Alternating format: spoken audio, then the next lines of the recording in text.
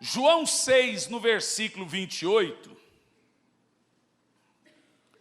temos aqui uma pergunta dos apóstolos, na parte B do texto, bem no finalzinho, e eles dizem assim, ó: que faremos para realizar as obras de Deus? Que faremos para realizar as obras de Deus? Senhor, fale conosco, que não seja eu quem fale, mas que seja o teu Espírito. Fale com o seu povo, fale com a sua noiva. Esconda-me atrás de ti, que a carne não se manifeste, que o homem não se manifeste, mas que o teu Espírito fale nesse lugar, em nome de Jesus. Irmãos, essa é uma pergunta muito pertinente. O que faremos para realizar as obras de Deus? Você provavelmente já fez essa pergunta alguma vez na sua vida. O que eu posso fazer para realizar a obra que Deus quer para a minha vida? Você já parou para pensar que a igreja do primeiro século, ela alcançou todo o mundo da época, todo o mundo de então. A igreja do primeiro século, ela evangelizou todo o mundo possível. Somente o apóstolo Paulo ganhou 14 mil pretorianos, soldados. No Império Romano, o apóstolo Paulo, dos 14 bairros romanos, 11 eram cristãos. Foi por esse motivo que Nero, incendiado por Satanás, uma espécie do espírito anticristo, ele taca fogo em Roma, coloca a culpa nos cristãos para poder matá-los cruelmente, como ele o fez, queimando-os, crucificando e alumiando as ruas de Roma. Quem assistiu o filme do apóstolo Paulo pôde ver isso, é uma cena muito triste. A igreja cristã do primeiro século, ela foi extremamente poderosa. Quando nós falamos de igreja, algumas pessoas imaginam que a igreja começou fraquinha, pequenininha, pobrezinha, talvez pobrezinha, mas nunca fraquinha, ou seja, pequenininha. A igreja cristã do primeiro século, ela não tinha rádio, ela não tinha gráficas para imprimir seus sermões, ela não tinha aviões para chegar mais rápido, ela não tinha internet. Hoje eu fico vendo pregadores que dizem que não pregam em cidades onde não tem aeroportos. Eu fico pissuído com um negócio desse. Todo dia, eu vou pregar em algumas cidades que são interior, como aqui, os pastores falam, queria tanto trazer. Mas eu liguei lá, ele disse que tem aeroporto. Não, então não vou. Imagina a igreja do primeiro século, que evangelizou todo mundo da época, montado em cavalo, carroça, barco a vapor, a remo. Ela não tinha internet, não tinha rádio, não tinha aviões, não tinha gráfica, não tinha WhatsApp. Você já pensou a viver sem WhatsApp, gente? E pasmem, ela não tinha a Bíblia. Quanta eficiência. Por exemplo, em Filipenses 4:22, nos mostra que Paulo, como eu já mencionei, tinha discípulos, filhos na fé, que eram soldados pretorianos.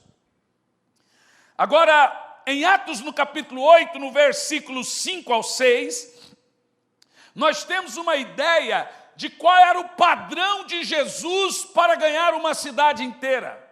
Então ele envia um diácono para uma cidade chamada Samaria, e a Bíblia diz em Atos 8, do 5 ao 6, que lá em Samaria, Filipe expulsava os demônios saíam aos gritos, os paralíticos andavam, os cegos enxergavam, de tal forma que todos davam ouvidos ao que Filipe pregava, por causa dos sinais que ele realizava. No verso 14 ao 15, você vê que os apóstolos, ouvindo que Samaria tinha recebido a Jesus através da vida do diácono Filipe, desce para lá Pedro e João. E quando eles chegam lá, toda a cidade tinha sido batizada. Pense bem, uma cidade inteira evangelizada por um homem e batizada. Então Pedro pergunta: vocês têm o Espírito Santo? Ninguém tinha o Espírito Santo. A Bíblia diz nos versos 18 e 19 que todos naquela cidade receberam o Espírito Santo. Ora, que coisa poderosa! Um avivamento tão poderoso, mas tão grande, a ponto de uma cidade inteira se converter. Veja bem, se esse derramar do Espírito Santo em Samaria fosse algo do tipo teoria, porque hoje avivamento em alguns lugares é só teoria, mas a Bíblia diz que havia um mago lá chamado Simão, que vendo o poder do Espírito na vida dos apóstolos, Simão olha e diz: dai-me também esse poder. É claro que o que ele viu foi coisas sobrenaturais, audíveis, visíveis. Ele não viu uma oratória platonista, epicureu, ele viu uma coisa que não se dava para explicar, de tal forma que ele quis comprar esse poder. Agora veja bem, a igreja não nasceu fraca. No seu primeiro dia de igreja, no seu primeiro minuto de igreja, na sua primeira hora de igreja, foram 25 mil almas, 5 mil só homens. Foi assim que a igreja nasceu, com 25 mil convertidos. Calcula-se, Flávio Josefo e também Fileus, que a igreja cristã de Jerusalém chegou a ter 280 mil membros. Você ouviu o que eu disse? Sem nenhum prédio, que é templo, sem nenhuma emissora de televisão, sem nenhuma rádio, sem nenhuma Bíblia, sem nenhum escrito. Cara, isso é muito doido. Eu estou falando da igreja de Jerusalém. Fileus, que é um historiador, ele diz que a igreja da Macedônia tinha aproximadamente entre 45 a 60 mil membros. Só Roma tinha entre 28 a 35 mil membros. O Império Romano. Aí você joga por aí, a igreja da época chegava próximo aí de 1 milhão de membros. Quem tem isso hoje é a maior igreja do mundo. Eu fico pasmo com isso. Mas hoje, você tem mega churches, você tem igrejas com 200 mil membros. Pastor Eibe, que foi meu primeiro discipulador por 15 anos, a igreja dele em Santarém tem 65 mil membros. Então você tem a igreja de David Young Cho, que tem 1 milhão de membros, você tem a igreja do TB Joshua na Nigéria, que tem 1 milhão e pouco de membros, maravilha, mas hoje você tem toda uma tecnologia que contribui com isso, também o poder do Espírito Santo, quer dizer, o poder do Espírito Santo e também a tecnologia, mas você tem internet, você tem televisão, você tem rádio, você tem tantas outras coisas para ajudar na evangelização. O que eu me refiro é que a igreja na época, ela tinha, e ela era tão poderosa em número quanto é hoje, e ela não tinha nada do que temos hoje. Uma das coisas, dinheiro. Ela tinha pouco dinheiro. Tanto é que em 1 Coríntios e também em 2 Coríntios, você vê Paulo fazendo coletas para levar para a igreja de Jerusalém. E eram coletas difíceis de fazer. Não era muito dinheiro, eram coisas que serviam para comprar comida. Quando eu olho isso, a igreja não nasceu desanimada. A igreja não nasceu sem energia. Nunca imagine a igreja cristã, aquele povinho escondido no meio dos matos, aquele povinho sem nada, aqueles gatinhos pingados. Não pensa assim não, irmão. A Bíblia diz que a fama dos irmãos eram grandes. Eles tinham convertidos de dentro do palácio, tinham convertidos da mais alta magistratura, seja romana, eles tinham convertidos na Grécia. Sabe quantos começaram isso? Você sabe quantos? 12. Aí você fala assim, mas isso é naquela época? Não, John Wesley, montado em um cavalo, ganhou 800 mil almas para Jesus. Você está ouvindo o que eu estou falando? Quem está ouvindo, diga amém. Amém. Sabe, quando eu olho a história, eu não sou muito bom de história, o meu professor é um dos melhores do Brasil de história, que é o reverendo Hernandes Dias Lopes. Mas eu vou tentar falar um pouquinho sobre isso. A igreja não avançou naquela época, porque ela tinha pregadores famosos. Eu não tenho nada contra pregadores famosos, porque o que faz a fama é a fama. Não é pecado ser famoso, é pecado ser arrogante. A Bíblia diz que Jesus era famoso, a Bíblia diz que a fama dele crescia, a Bíblia diz que os apóstolos eram famosos. É que no Brasil hoje sucesso é pecado, fez sucesso é carnal. O irmão está na mídia, é pecador, é assim ou não é? A gente tem que aprender a proteger os talentos que Deus dá para a gente, é ou não é? Isso é cultural, o brasileiro tem síndrome de vira-lata. Hoje eu vi um amigo meu vestir uma camisa da Argentina, é o mesmo que estava na rua com a camisa do Brasil pedindo a queda da Dilma. Eu falei assim, valeu de quê? Então, para derrubar o presidente da República, ele veste amarelo. Para torcer para o Brasil, ele veste da Argentina. Você é brasileiro, irmão. O que eu faço com um cara desse? Eu bato nele, né? Não.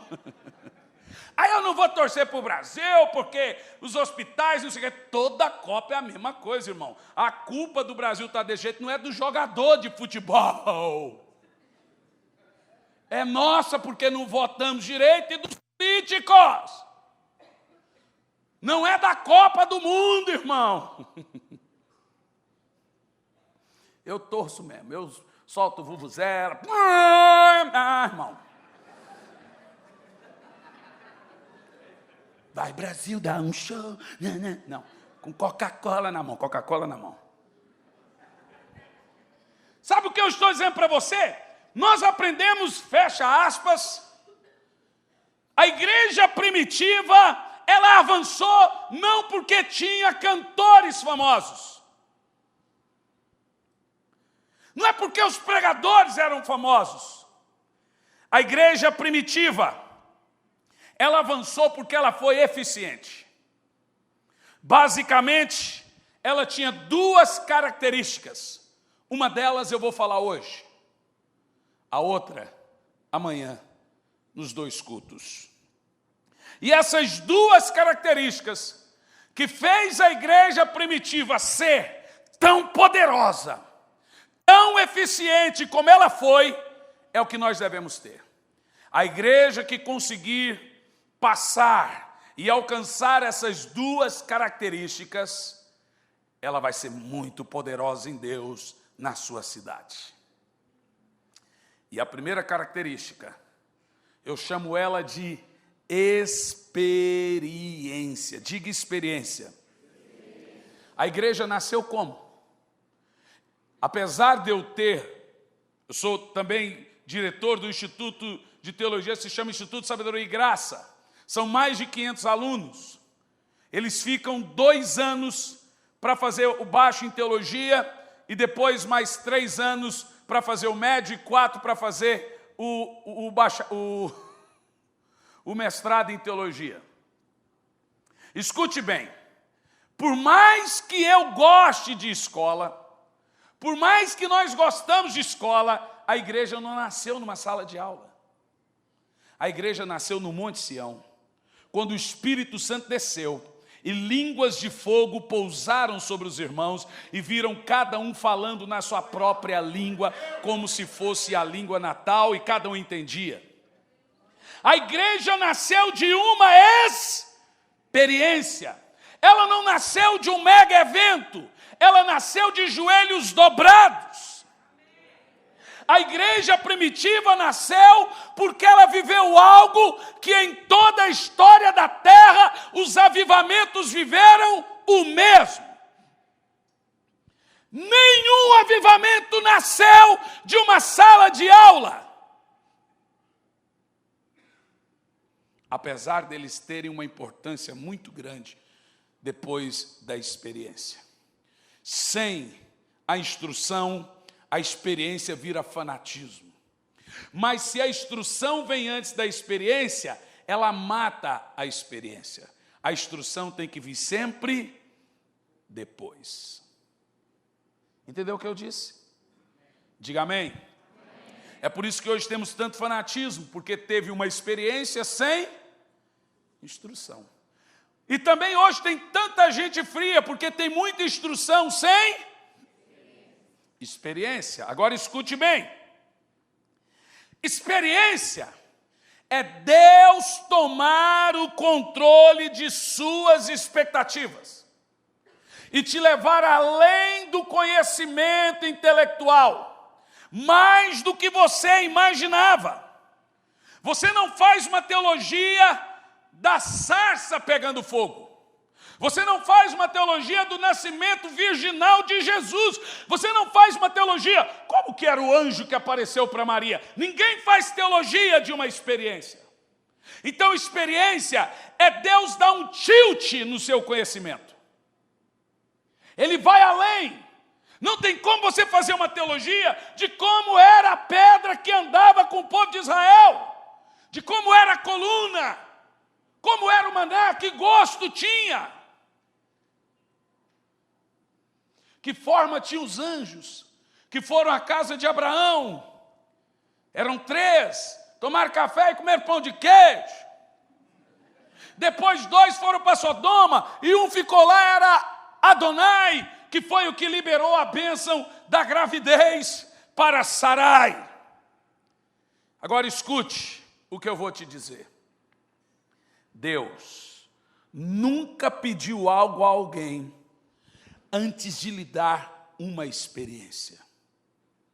Deus nunca pediu algo a alguém antes de lhe dar uma experiência. Olha a história de Noé. Algumas coisas na história de Noé me deixam impressionado. Primeira coisa que acontece na vida de Noé, ele tem uma experiência com Deus. A segunda coisa que acontece na vida de Noé é a coisa mais poderosa do mundo. Qual a coisa mais poderosa do mundo? É a informação. A maior empresa do mundo o é porque ela contém informação. Qual é o nome dessa empresa? Google. Você sabia que informação é o maior tesouro do mundo? Tanto é que se você vazar uma informação na política, é crime. A bolsa, ela vive de especulações de informações. Informação dá dinheiro e perde dinheiro. Noé tem uma experiência com Deus. Depois de ele ter uma experiência com Deus, ele recebe uma informação privilegiada. Noé, eu vou destruir o mundo. Rapaz, quem tinha isso?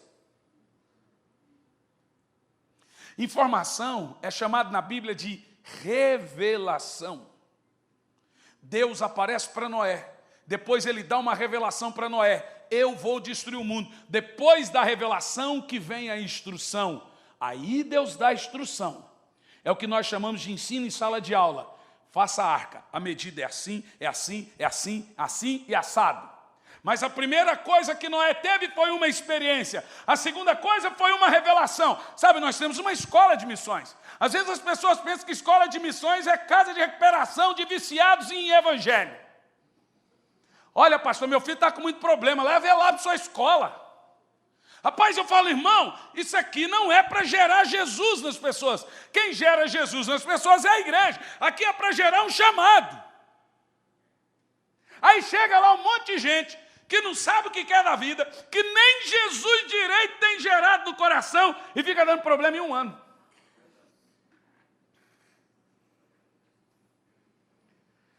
Então a primeira coisa que a pessoa tem que ter é uma experiência com Deus. Depois que ela tem uma experiência com Deus, ela tem que ter uma revelação do seu chamado. Uma informação privilegiada de que Deus deu para ela, só para ela. Depois vem a instrução. Então Deus aparece para Noé. Qual é o nome disso? Qual é o nome disso? Experiência. Deus dá uma informação para Noé. Qual é o nome disso? E Deus dá uma instrução para Noé. Qual é o nome disso? Ensino. Construa uma arca, faça isso assim, assado, etc, etc.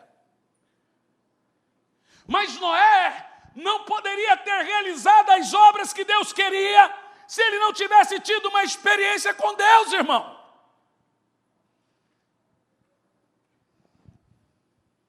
Ninguém poderá realizar a obra de Deus sem ter uma experiência com Deus, aquela que te faz ficar num quarto chorando semanas e semanas sem saber o que fazer.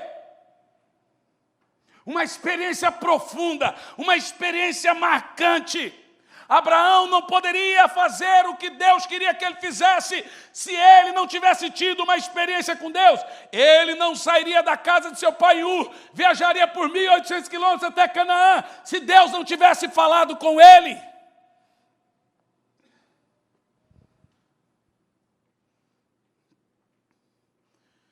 Alguém olha a história de Moisés. O camarada fica 40 anos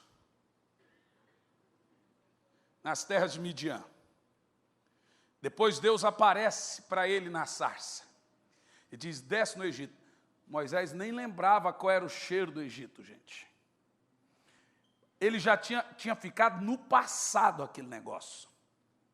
Você fala, não, Moisés foi para lá sabendo que ia voltar. Foi nada, ele foi fugido.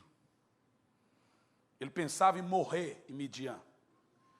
E eu aprendo uma coisa com Moisés. Deus não tem pressa. Não tem.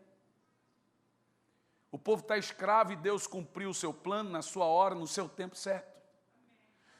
Ele demora 40 anos para provar para Moisés que ele não é nada. Depois mais 40 anos para falar para Moisés o que ele faz quando a pessoa descobre que ele não é nada. Moisés então começa o seu ministério com 80 anos. Mas tem jeito para você, irmão.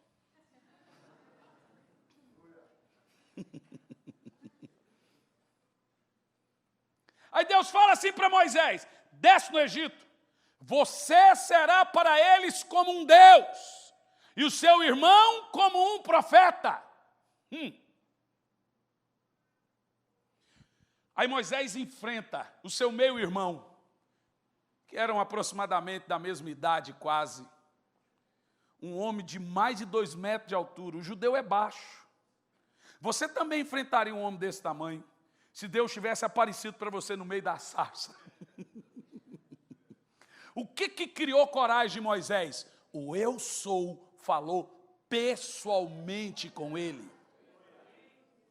Agora, quando Deus tira Israel do Egito, ele faz uma bagunça no Egito. Você sabe por que Deus mandou 10 pragas? Nunca te perguntou por que 10?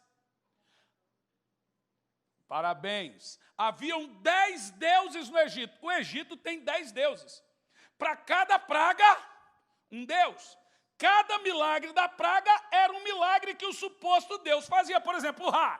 Ra é o Deus Sol. Ele tem que lutar com a Apófise toda noite, matar a serpente para o sol nascer. Então o egípcio tinha uma cultura de nunca sair à noite. Por quê? Porque o Ra estava lutando com a serpente. Se ele saísse à noite, ele estava sem a proteção de Ra. Sabe o que Deus faz para humilhar Ra? Manda 3 noites de trevas. Por exemplo, Sekhmet. Sekhmet era a deusa da beleza. Sabe o que Deus faz para humilhar Sekhmet? Quem sabe? Manda úlcera. Por exemplo, Osíris era o deus da fertilidade. Sabe o que Deus faz? Traz pestes, gafanhotos e desgraça o Egito. Quando Moisés desceu, Deus disse, eu vou descer e vou humilhar os deuses do Egito. Agora Deus tira 2 milhões de pessoas do Egito.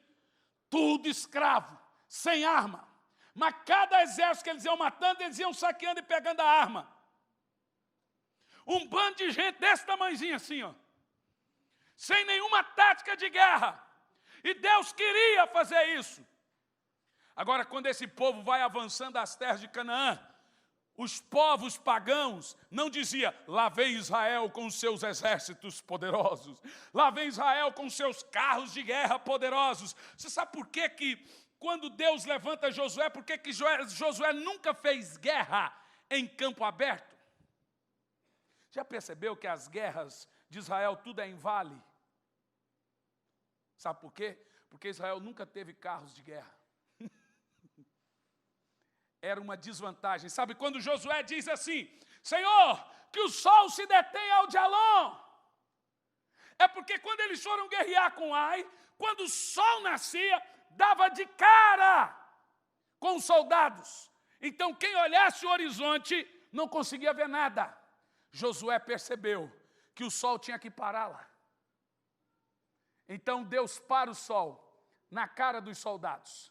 E lá vem Josué e todo o exército, e eles não veem. É um bom general. A parceria de Josué com Jesus é bom, né? E lá vem o povo de Israel, fraco, desnutrido, 430 anos como escravo, não sabia guerrear. Mas eles não diziam: lá vem Israel com o seu poder, lá vem Israel com os seus soldados, com as suas lâminas poderosas. Sabe o que eles diziam? Lá vem o Deus de Israel. Lá vem o Deus que escraveu, Deus que destruiu o Egito. Não foi a fama de Israel que cresceu, não foi a fama de Moisés que cresceu, não foi a fama de Josué que cresceu, era o Deus de Abraão, o Deus de Isaac e o Deus de Jacó, era o Deus poderoso.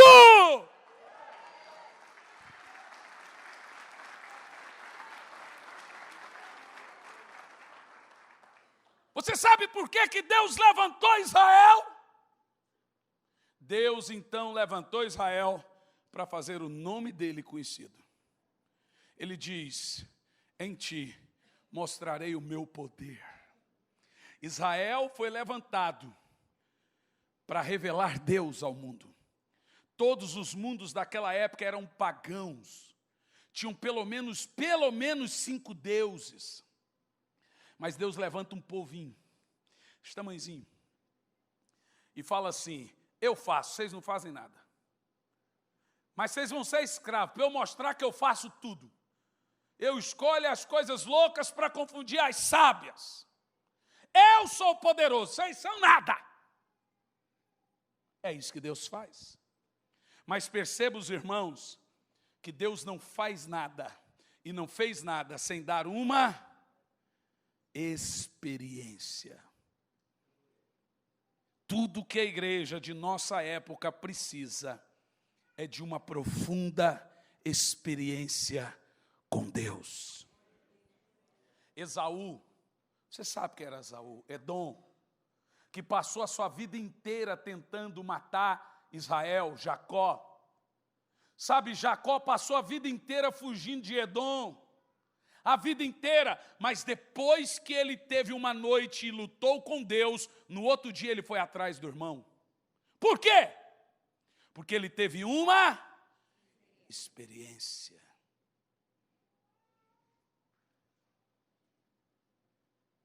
Paulo teve uma experiência tão marcante, que mesmo apanhando 195 açoites, 3 naufrágios, Paulo diz assim: nada tira a minha paz. E agora com a cabeça em cima do cepo, 5 minutos antes de ser degolado, ele diz assim para quem escrevia para ele: escreve isso aí, ó. Filipenses 4, alegrai-vos sempre no Senhor. Outra vez digo, alegrai-vos sempre no Senhor. Ele não estava no hotel, ele não estava num grande evento, ele estava prestes a morrer, mas ele sabia de quem ele teve a experiência, que ele viu. Foram 1000 dias. 1000 dias, 3 anos no deserto da Arábia, sozinho com Jesus. Em Gálatas capítulo 1, Paulo diz que ficou 1000 dias com o Senhor. Os mesmos anos que Jesus gastou com os apóstolos, ele gastou com Paulo.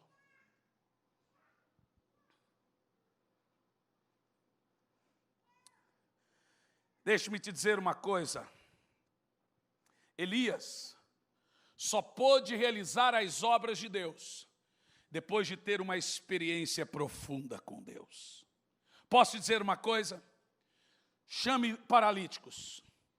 Ore por paralíticos. Pode ser que os primeiros 300, 500 não ande. Mas quando o primeiro paralítico andar, pode começar a enfileirar paralíticos que todos irão andar a partir daí. Chame um surdo, ore por um surdo. Pode ser que muitos não ouçam, mas quando um surdo ouvir, pode enfileirar todo que é surdo, porque você já teve a experiência necessária. Sabe o que você precisa, meu irmão? É de só uma, apenas uma experiência com Deus. Assim como Deus levanta Israel para revelar o Pai, Jesus disse: levantarei a minha igreja, e as portas do inferno não prevalecerão contra ela. Israel é levantado para revelar o Pai, a igreja é levantada para revelar o Filho. Levanta a sua mão e diga: experiência. Diz mais alto. Sabe, irmãos, eu sei que tem ministérios grandiosos. Não sou do tipo de pregador que prega em cima de críticas. Eu nem gosto disso. Mas vivemos em dias de olhos, eu chamo geração de olhos secos. Você não vê mais as pessoas chorando. As pessoas antigamente saíam de um culto e ficavam a semana toda ruminando o que receberam e o que ouviram. Hoje ela sai dizendo: você viu quem ganhou? Você viu? Meu time lá do céu. Você viu? Palmeiras, pouco.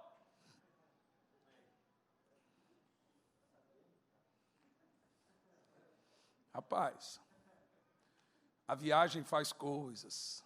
Teve uma hora que eu peguei o boné, pus assim e dormi. Perceba o seguinte, irmão. Nós hoje não somos mais impactados como eram.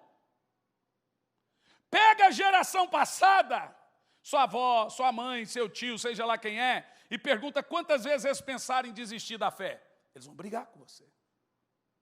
E não é porque os pastores eram mais santos, não é porque a igreja não se ofendia, capaz, enquanto tem gente que se ofende, tem gente que pensa que o problema do pecado da igreja é só dos últimos tempos. Paulo, da igreja primitiva, sobre Coríntios, ele diz: há coisas entre vocês, há pecados entre vocês, que nem os ímpios têm coragem de fazer. O problema da igreja, irmão, sempre existiu. Eu queria ser da igreja primitiva. Qual? A de Corinto, que tinha incesto? Talvez das 7 igrejas da Ásia, só 2 foi irrepreensível, as outras 5 não valia nada. Você quer ser dessa? Irmão, vou te dar uma dica sobre igreja. O dia que você achar uma igreja perfeita, não vá para lá. Você vai estragar ela.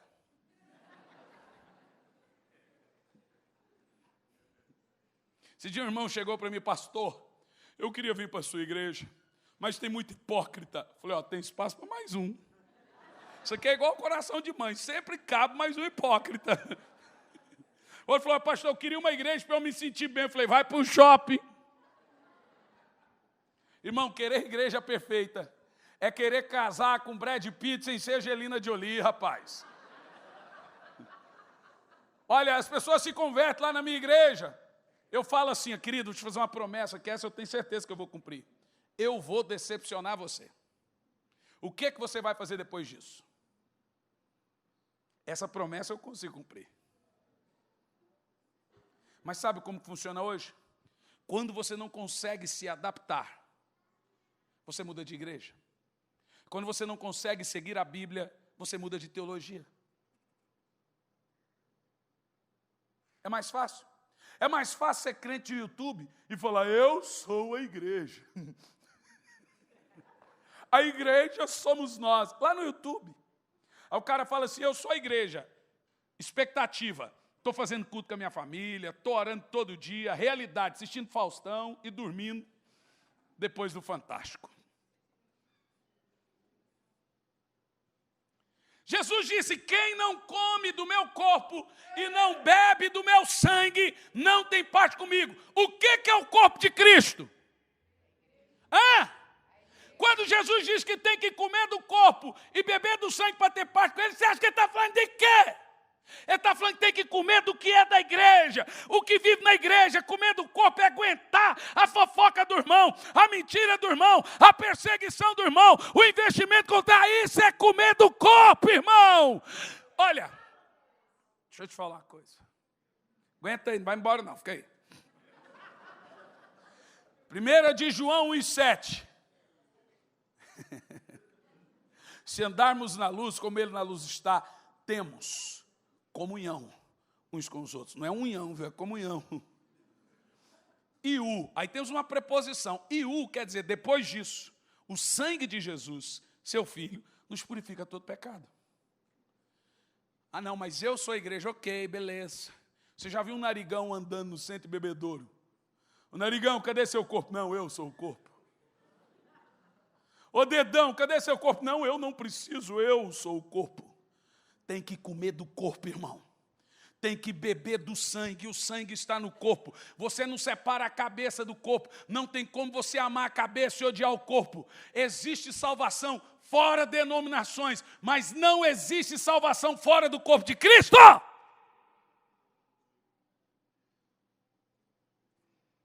Ai, a salvação é só em Jesus, vai. Você arranca a cabeça e joga o corpo fora, rapaz. Jesus e o seu corpo são a mesma pessoa. Sabe, a minha avó tem 98 anos. Eu vou na casa dela, falo assim, vó, quantas vezes a senhora pensou em desviar? Essa boca para lá, menino.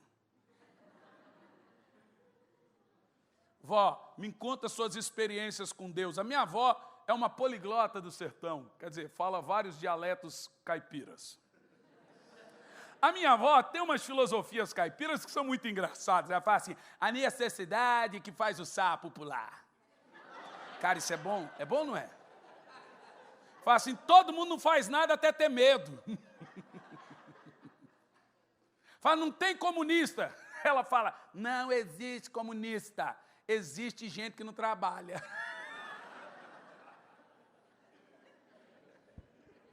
Você quer ver outra filosofia da minha avó? A minha avó é maluca, cara.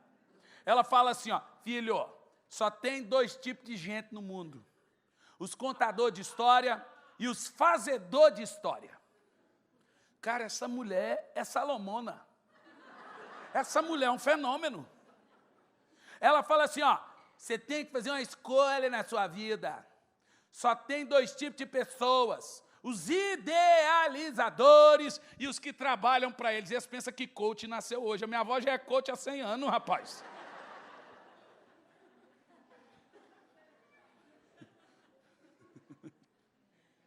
Se eu contar, se um coach descobrir minha avó, ele vai lá aprender para ensinar depois.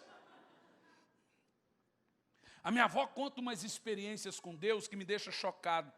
Ela começa assim, um dia eu estava no mato e Deus apareceu para mim. Como assim Deus apareceu? Que conversa é essa, dona? Todas as pessoas da geração passada teve experiência com Deus. Hoje em dia, nós conseguimos afetar o status das pessoas, mas não mexer no seu caráter. É uma geração de olhos secos. Eles se ofendem, mas não se emocionam.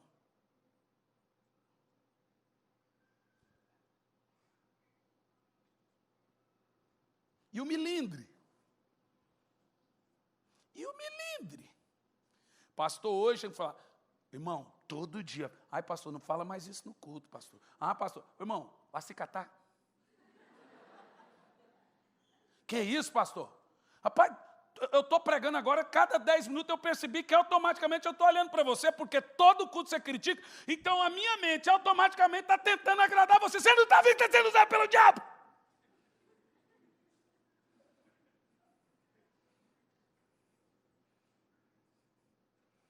Ai, pastor, você foi muito duro. Vou procurar um pastor amoroso.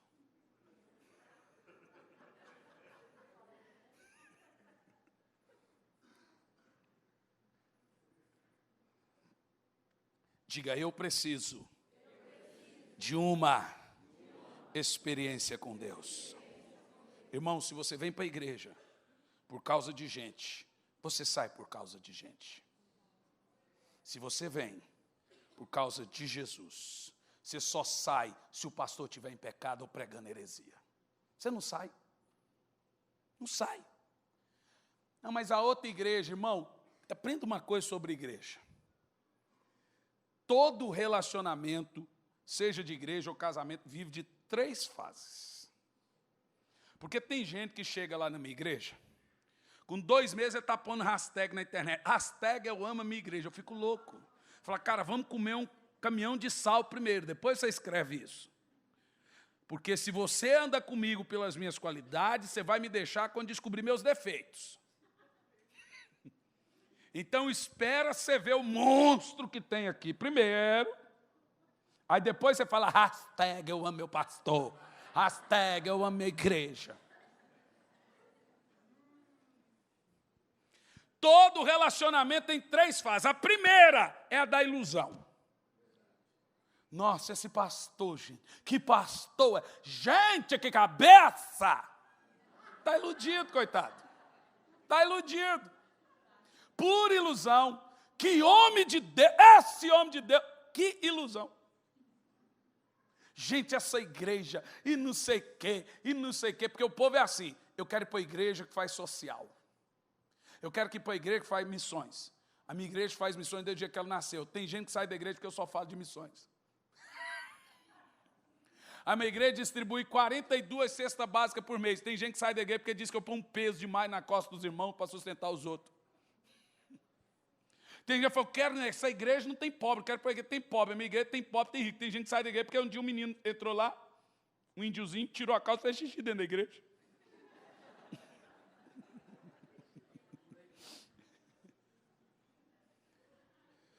O cara sai da igreja se tem só rico, o cara sai da igreja se tem só pobre, o cara sai da igreja se não faz social, o cara sai da igreja se faz social, o cara sai da igreja se não faz missões. Essa igreja não é de Deus, nem faz missões. Esse cara sai da igreja porque o pastor só sabe falar de África, só África, só África, só África. Tem que ganhar aqui também.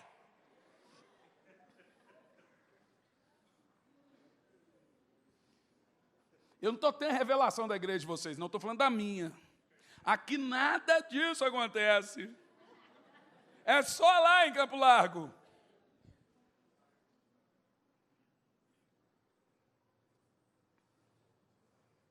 É ou não é, gente? Ninguém vai falar, fala Deus! Ninguém vai falar, não? Terra, Jeová! Ninguém vai falar, não?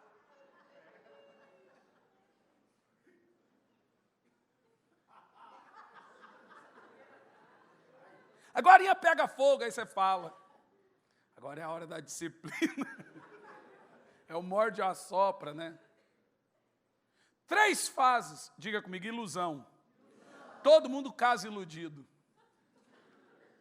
Ela não solta pum, ela não vai no banheiro, ela não tem bafo. O dia que você acordar e aquela princesa está olhando na sua cara assim, ó.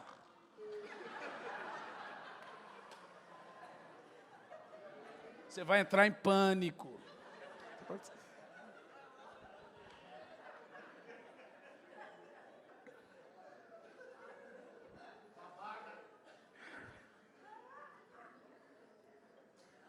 Primeira vez que você abrir o banheiro, aquela pessoa estiver lá sentada, você fala, você faz isso, amor. Fala, não, é floquinhos. Eu faço de flocos. Irmão, deixa eu te falar uma coisa. Todo mundo casa iludido. Eu vou parar por aqui, que não é congresso de família, de casal, aí o povo... e mais. Todo mundo vem para a igreja iludido. O tempo para passar a ilusão, para começar a dar desilusão, é de aproximadamente 2 a 3 anos. É o tempo necessário em que as pessoas mudam de igreja hoje. É o tempo de divórcio. 70% de divórcio vai de 2 a 3 anos. Porque sai da ilusão e vai para a desilusão. Olha, os defeitos estão na igreja, só que quando você ama, você não vê. Quando você está com raiva, eles aparecem.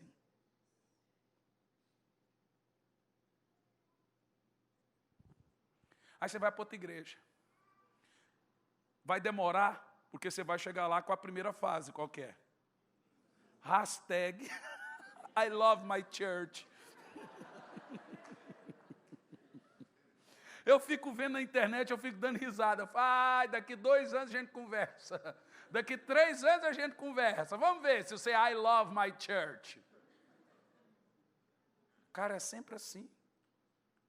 Você não cria raiz se você ficar trocando a planta. Só dá fruto quando a raiz é profunda. E deixa eu te dizer uma coisa. Sabe qual é o tipo de pastor bom para você? É aquele que trata seu caráter. Deus pensa diferente de você. Então, o avarento é tratado numa igreja, sabe como? Ele vai na igreja. Naquele exato dia que ele chegou, o Espírito Santo fala para o pastor, hoje você vai falar de oferta pelo menos uns 20 minutos. Mas por quê? Não, você tem que demorar 20 minutos, porque tem uma pessoa aqui hoje que ele odeia quando o pastor demora falando de oferta. Demora hoje. A irmã fala assim, eu não gosto dessa música, aí o Espírito Santo cutuca o louvor, canta essa, e fica repetindo ela. É para tratar o ego do cara, irmão. Pastor, não gostei dessa música, não é para você. O culto não gostei hoje, não é para você. Deus trata na gente aquilo que nós temos deficiência de caráter, meu irmão. Sabe como que Deus trata uma pessoa orgulhosa? Humilhando. A morte do orgulho é a humilhação. Sabe como que Deus trata uma pessoa ansiosa? Demorando. A morte da ansiedade é a demora. E tem gente sendo tratada agora. Eu estou pregando, tem gente que está assim, ó. Vou continuar.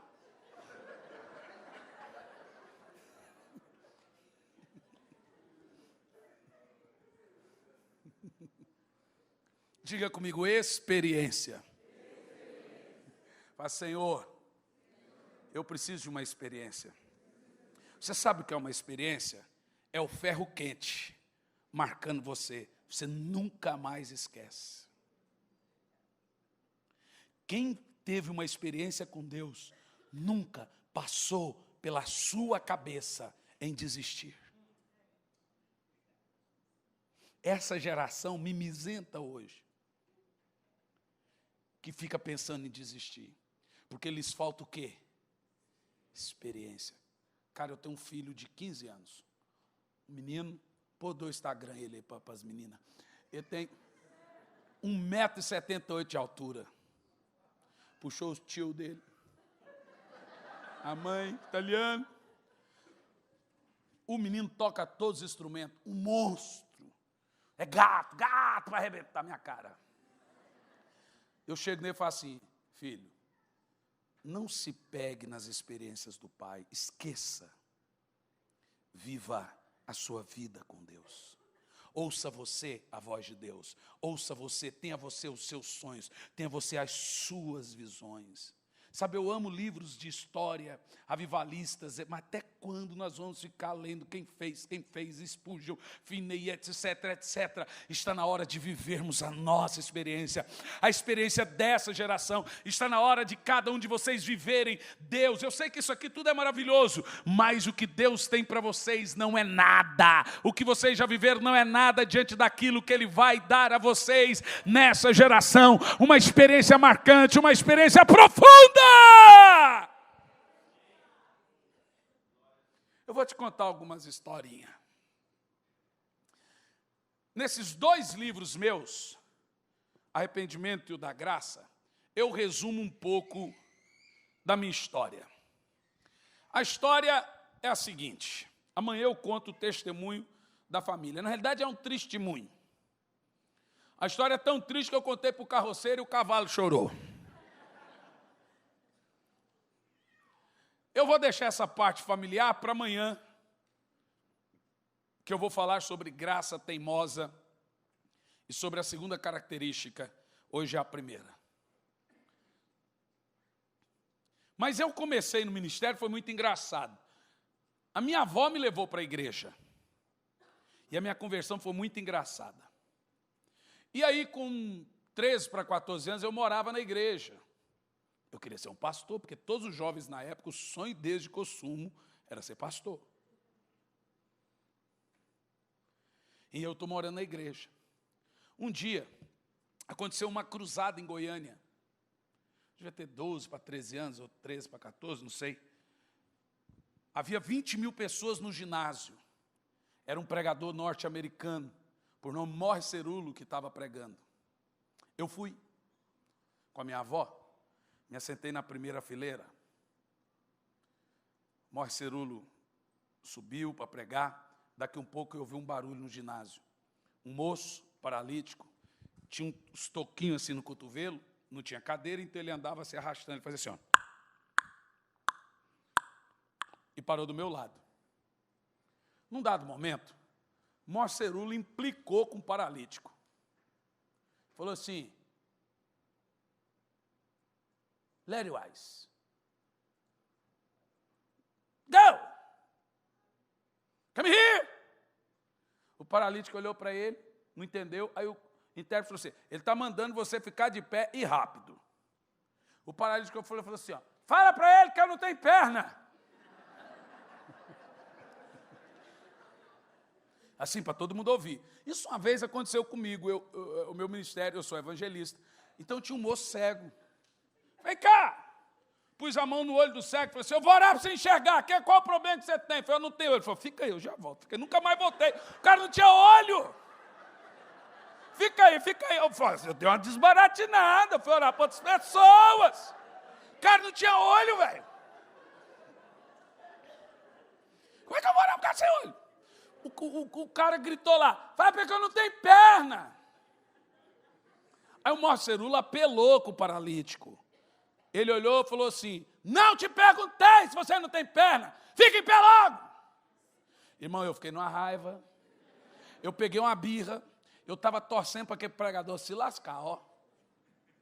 Olha, às vezes a gente faz cruzadas em cidades, junto à igreja, a gente faz, às vezes eu estou orando, agora eu vou orar para os enfermos.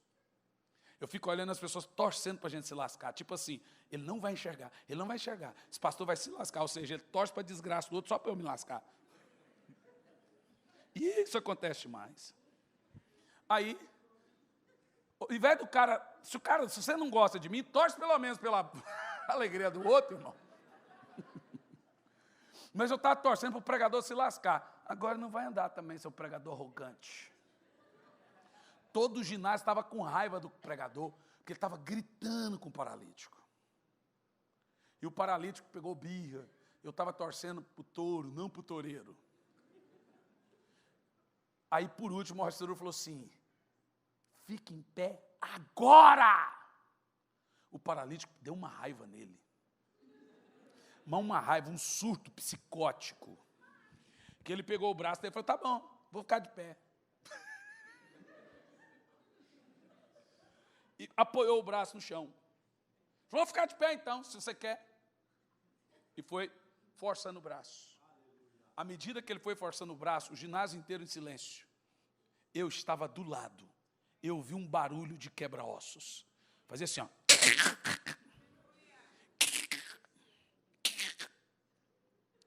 Parecia que estava quebrando os ossos. E ele ia forçando, ele não percebeu, eu estava do lado. As pernas dele, que eram para dentro, foi fazendo assim, ó. Ele ficou de pé. Quando ele ficou de pé, eu estava lá e falei,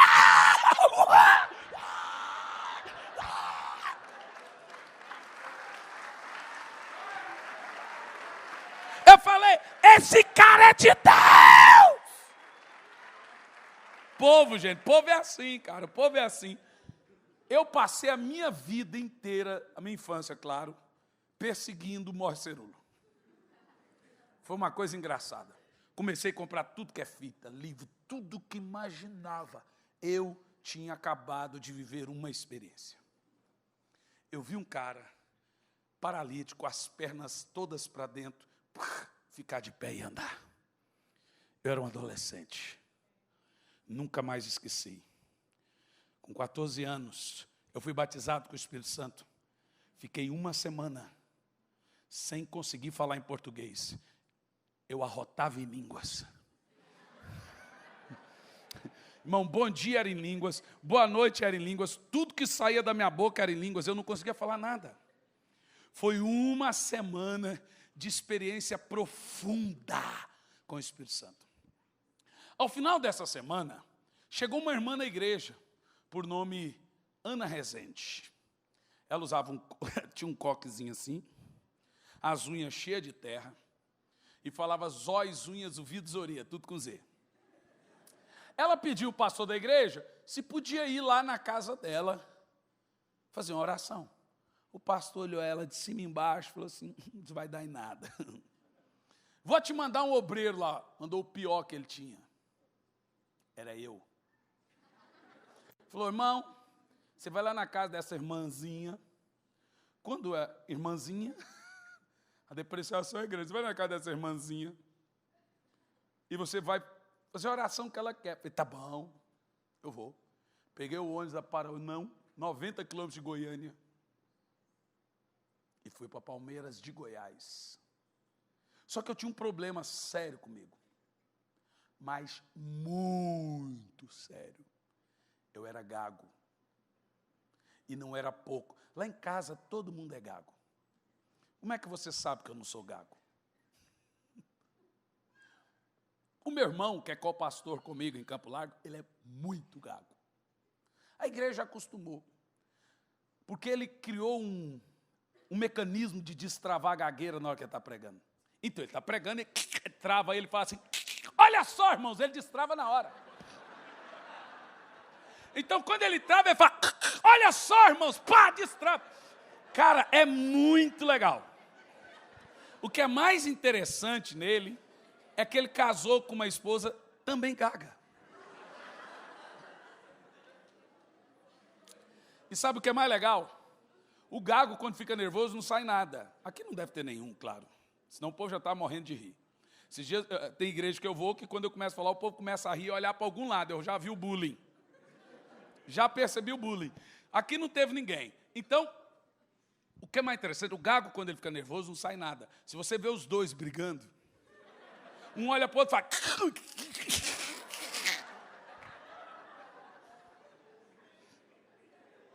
O meu pai é muito gago. E eu era o mais gago. Cheguei em Palmeiras, só que eu era um gago que falava pouco, porque tem gago que quer falar muito, cara. Velho, impressionante, como é que o cara não percebe que ele é gago? Ele quer que... Cara, tem que falar pouco. A pior coisa que pode acontecer para um gago é você completar a frase dele. Irmão, nem que demore 3 dias, não completa, por favor, isso não presta. Olha, eu vou ali meus sua mala, calma, ele quer falar livro. Mas você está completando a frase, fica pior. Aí eu cheguei na cidade de Palmeiras, eu já cheguei falando pouco. A irmã falou assim, paz, meu, paz. Tudo bem? Tudo. Falou, irmão, é o seguinte, 7 e poucas palavras, né? Pois é, a gente tem que ser. Irmão, 18 horas eu marquei a oração na minha casa. Você vai dormir, descansa, 18 horas eu bato na porta do quarto, tá bom? Tá bom. Quando deu 10 para as 18, eu saí do quarto. Quando eu olhei na garagem dela, tinha mais de 100 pessoas. Eu entrei em pânico. Corri para o quarto e fui tentar orar. Senhor amado! O senhor vai ler meus pensamentos agora, porque eu não consigo orar. Irmão, eu entrei numa crise, porque não saía nada, só gagueira. Gagueira em cima de gagueira. A irmã bateu na porta, irmão, calma aí, calma. Falei, meu Deus, e agora? Falei, já sei. Tem 3 situações que o gago não gagueja. A primeira é fácil, quando ele canta. A segunda, quando ele decora. E a terceira, quando ele ora. Falei, já sei. Vou começar um culto, decoro, canto um hino, e dispara a orar para o povo. Fechou. Peguei o microfone. Boa noite, Pai do Senhor. Fecha os olhos, vamos cantar um hino. Nós abrimos este culto. Olha, ó, estava tudo enrustido, você viu não? Ao pequeno e ao adulto, luz divina, vem dar por isso. Pronto. Chega. Vocês não são mais assembleianos, vigia na terra. Aí, cantei o hino. Agora fecha os olhos, vamos orar. Irmão, 35 minutos de oração. O glória a Deus já tinha virado goi, goi, goi, goi, goi, goi. O aleluia já era lelô, lelô, lelô, lelô. Irmão, quem é que fala mal de um pastor que ora muito? Ninguém. Eu não gosto daquele pastor, ele ora demais, ninguém tem coragem. Então a minha estratégia foi boa. Mas depois de 35 minutos orando, uma mulher que estava na minha frente começou a dar ânsia. E eu orando. A mulher deu ânsia. Daqui um pouco, eu abro os olhos. A mulher vomita. Uma bola de carne nos meus pés. Era o câncer. Eu olhei aquilo e dei um grito. Jesus amado, nunca mais gaguejei. Foram 2 curas na mesma hora. Da mulher e a minha.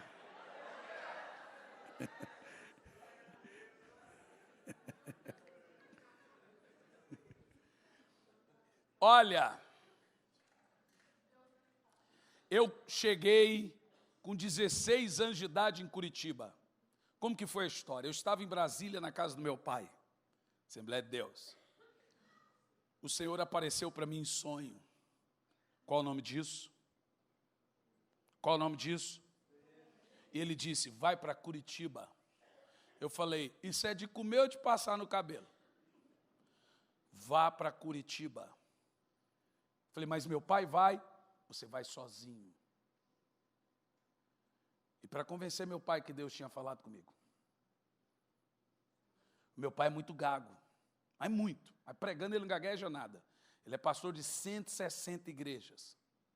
Falei, pai, Deus mandou ir para Curitiba. Que? Tá maluco? E meu pai tem uma mania, quando ele está nervoso, ele olha para a gente e fala, eu te rasgo no meio. Desse jeitinho.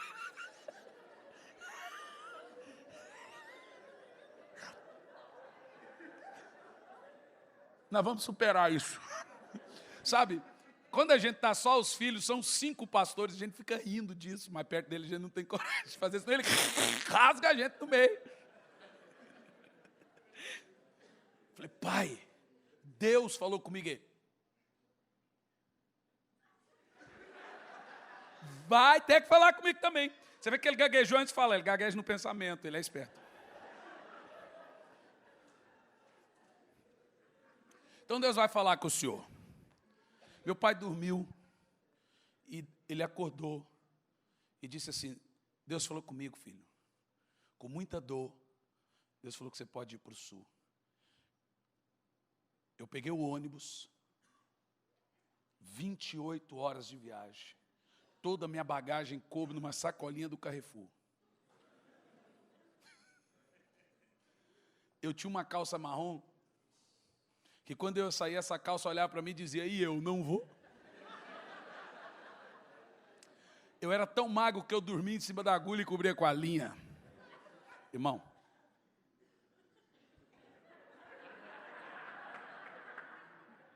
véi do céu, sara ele, Jesus.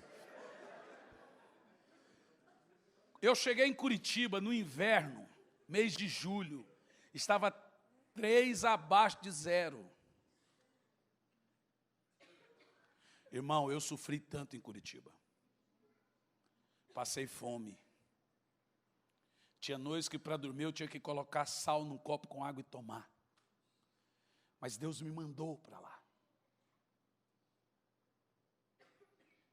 Olha, resumindo a história, Deus já me levou para fazer cruzadas em mais de 70 países, no Brasil inteiro. Aqui tem o rapaz que tocava para o PG, né, o baixo. Acertei. Acertei.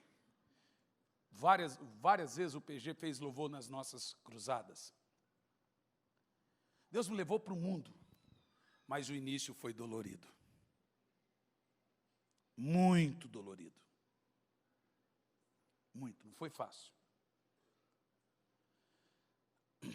Com 16 para 17 anos, eu fiquei sabendo que Morris Cerullo estava pregando em Belo Horizonte.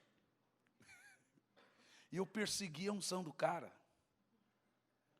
Irmão, peguei o busão da Cometa, saí de Curitiba, comprei umas barracas e acampei na frente do Minas Center, em Belo Horizonte. Eu quero que esse homem ore por mim. Esse dia o irmão me perguntou, pastor, só acredita nesse negócio de soprar e os outros cair, esse negócio com o Benjamin? Irmão, eu queria que ele cuspisse em mim. Cara, eu valorizo a unção. Deixa eu te falar o que é brincadeira, claro. A unção que você respeita, tudo que você respeita, você recebe.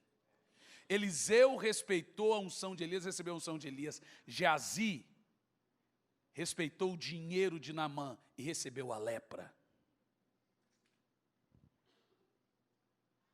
Ninguém tinha pregado para mim sobre isso, mas eu sabia que eu podia receber aquela unção. Acampei. Falei, ele vai vir aqui pelo meio. Quando ele parar, eu ensaiei uma frase em inglês. Pray for me, please. Pray for me, please. Pray for me, please. Não. Pray for me, please. Lá vem Morris Cerullo. Só que eu não contava que ele tinha 4 seguranças. Falei, Satanás se manifestou. Morris Cerullo veio no meio. Parei na frente. Pray for me, please, segurança. Pá, sai daí, moleque. O demônio manifestou no cara. Falei, mas ainda tem 2 dias de cruzada. Fiquei lá meio juriado. No outro dia, lá vem Morris Cerullo, segurança. Parei na frente. Pray for, pá, sai daí, moleque. Eu já estava orando para o cara dar uma diarreia, uma desinteria, alguma coisa nele. 3º dia, lá vem o cara já me procurando assim, ó. Eu só olhei e falei, tá bom. Sentei, sentaram do meu lado. Esse cara só me encarando assim, ó. Eu fazia assim, eu fazia. Falei, esse cara vai ter que orar por mim. Eu quero essa unção. Eu vi isso. Eu não quero nem saber de Morris Cerullo, irmão. O homem é um comedor de feijão, comedor de arroz. Mas o depósito que está nele é sobrenatural. Você tem que aprender a separar o homem da autoridade do homem. Você não gosta do homem? O problema é seu. Respeita a autoridade e a unção que está na vida dele. Isso é sério. É muito sério. Falei, só tem uma hora que Morris Cerullo está vulnerável. A hora que ele está pregando. Irmão, que peteco. Eu saí da cadeira. Cara, eu aprontei um corridão tão grande em cima do palco. E quando eu corri, vi aqueles 4 correndo atrás de mim. E eu, e os 4 atrás. Subi em cima do palco e os 4 subiram. Só que a hora que eu subi, Morris Cerullo estava pregando. E o intérprete. Perto dele, era muito liso o piso e tinha um tapete.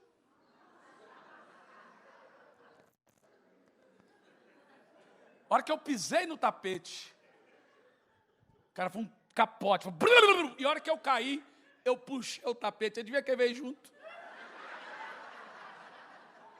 A hora que eu caí, puxei, o cara caiu. Ele levantou.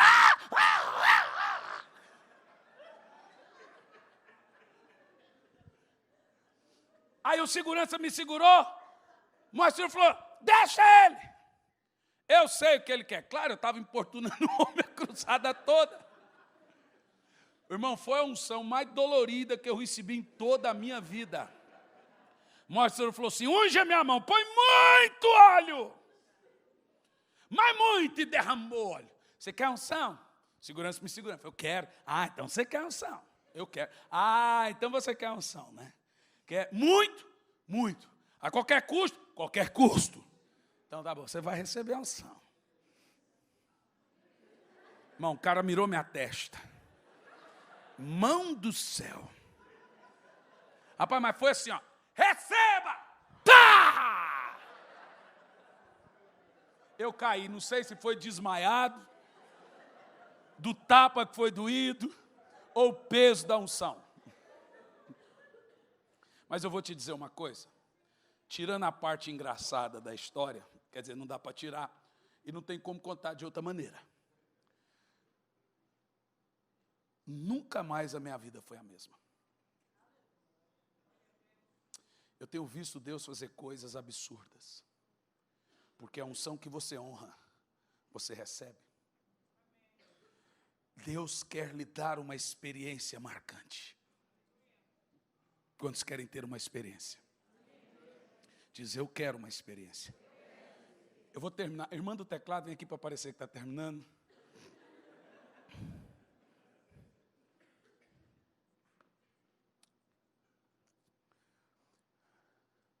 Eu não sei se vocês cantam aqui aquela canção do Aquino.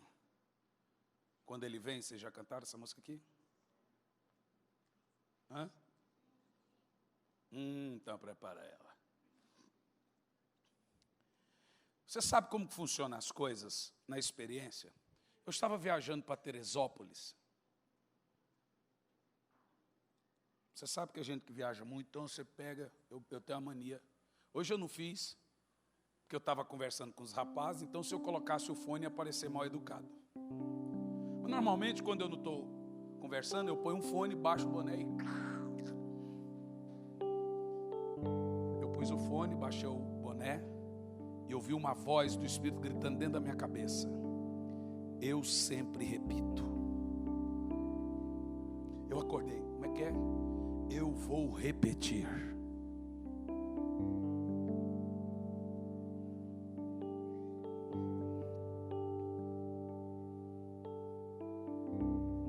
Deus é um Deus de ciclo.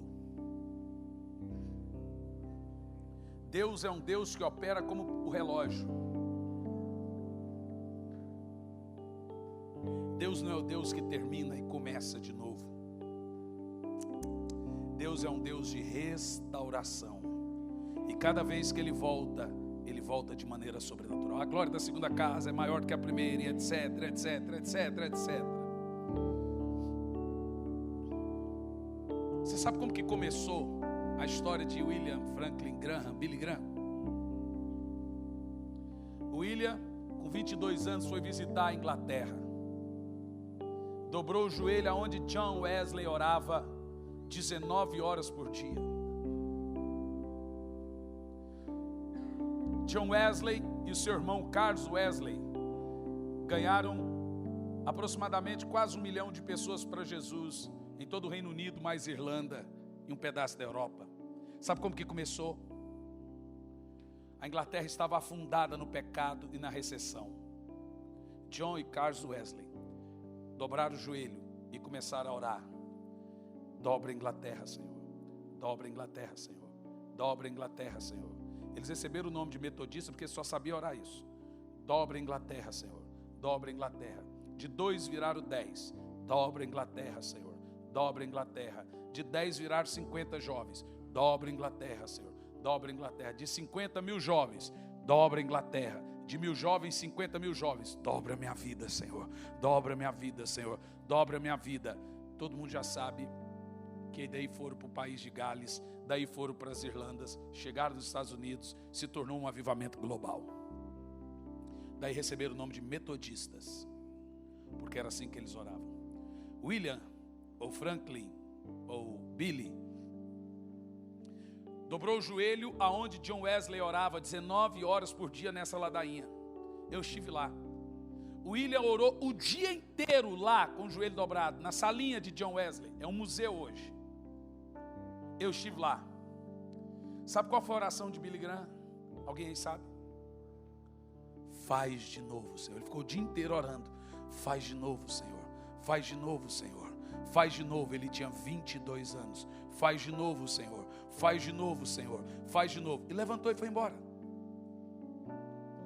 Quando eu li essa história, eu corri para a história. Eu sou fascinado em história. Como eu te disse, não sou bom em datas e é para replicar, mas o meu professor é um gênio. Ele guarda coisas impressionantes. Quem foi meu professor? E aí, eu fui estudar a história. Na história dos avivamentos do mundo, isso não é bíblico, gente, é história. Todo avivamento na história veio a cada 100 anos. De 100 em 100 anos vai um e vem outro. De 100 em 100 anos vai um e vem outro. De 100 em 100 anos vem um e vai outro. 100 em 100 anos vai um e vai outro. De John Wesley para Finney, de Finney para Spurgeon, de etc, para Taylor, para Moody. A cada 100 anos levanta um tição na terra. Uma fogueira. Billy Graham morreu 2 dias antes de completar 100 anos. Você sabia que Billy Graham ganhou 5 milhões de almas para Jesus? Você acha que isso é muito? Reinhard Bonk, 250 milhões de almas no continente africano. Esse está vivo. Billy Graham ganhou 5 milhões. Você sabia que teve países inteiros que se converteram com a vida de Billy Graham? A Argentina foi um. O evangelho está na Argentina porque um dia Billy Graham foi lá e começou a fazer grandes cruzadas. Billy Graham morreu 2 dias antes de completar com 100 anos. Há 100 anos atrás, na rua Azusa, uma igrejinha pequenininha de negros, iniciou um grande avivamento, onde voltaram a falar em línguas, voltaram a ter apelo de salvação, voltaram a orar por cura, e etc, etc, etc. Completamos em 2018, 100 anos do avivamento de Azusa, que foi o último grande avivamento, e 100 anos do maior evangelista do século. Você sabe por que eu estou dizendo com isso? Está aberta a temporada para o novo avivamento. Eu vou mais longe. Deus sempre repete.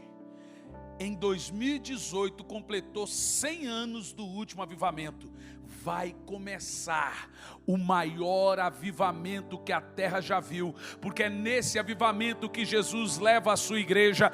Esse vai ser o maior de todos. Te prepara, porque novos Billy Grahams estão vindo, novas Catherine Kuhlmans estão vindo, novos John Wesleys estão vindo. Deus repete, Ele muda os nomes, mas a unção é a mesma, o maná é o mesmo.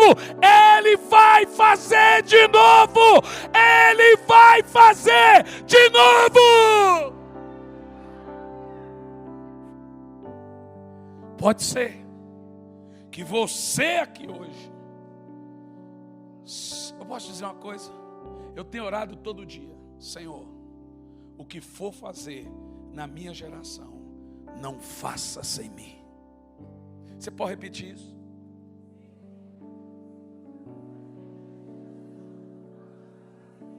Meus irmãos, eu acredito fielmente.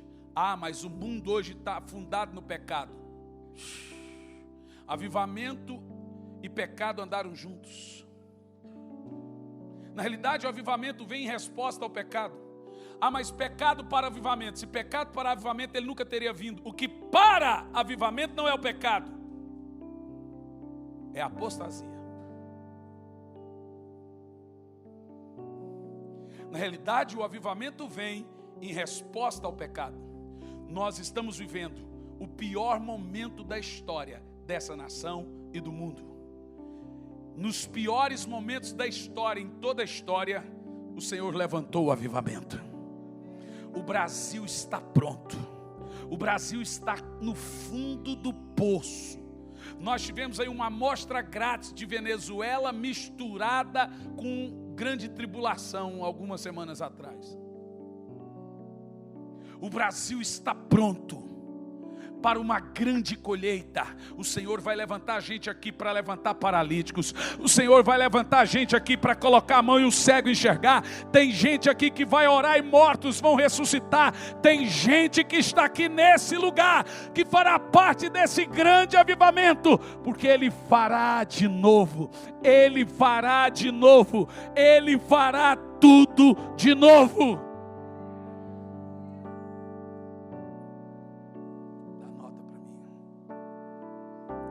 nosso amigo Santo Espírito. Fique em pé. Venha aquecer, venha aquecer os corações. Levanta a mão e você vai cantar isso o mais alto que você puder. Vem com cura e todo o seu poder. Vem com cura e todo o seu poder. Vem manifestar os seus sinais. Cante alto e forte. Vem manifestar os seus sinais. Mais uma vez, nosso amigo Santo Espírito. Nosso amigo Santo. Cante o mais alto que você puder. Ele vai levantar gente aqui nesse lugar. Venha aquecer os corações. Venha aquecer os corações. Vem com cura e todo o seu poder. Vem com cura e todo o seu poder. Vem manifestar os seus sinais. Você pode cantar isso com clamor. Vem manifestar os seus sinais. Com as duas mãos bem alto. O que dizer? O que dizer? O que fazer quando Ele vem aqui? Mais que ser bem-vindo, nós te desejamos outra vez. Mais alto que dizer? O que dizer? O que fazer quando Ele vem aqui? Mais que ser bem-vindo, mais que ser bem-vindo, nós te desejamos outra vez aqui. O que dizer?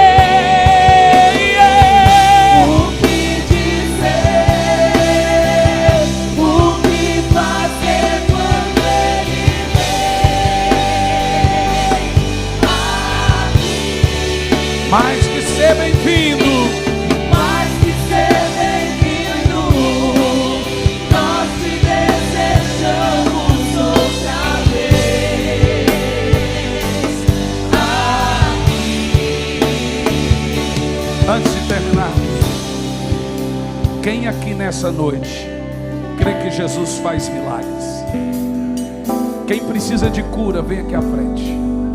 Traga para mim cegos, surdos.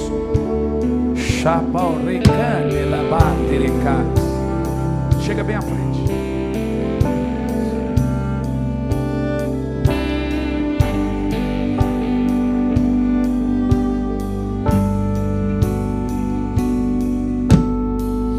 O que dizer? O que fazer quando Ele vem aqui? Mais que ser bem-vindo, põe uma cadeira para ele aqui. Nós te desejamos outra vez aqui. O que dizer?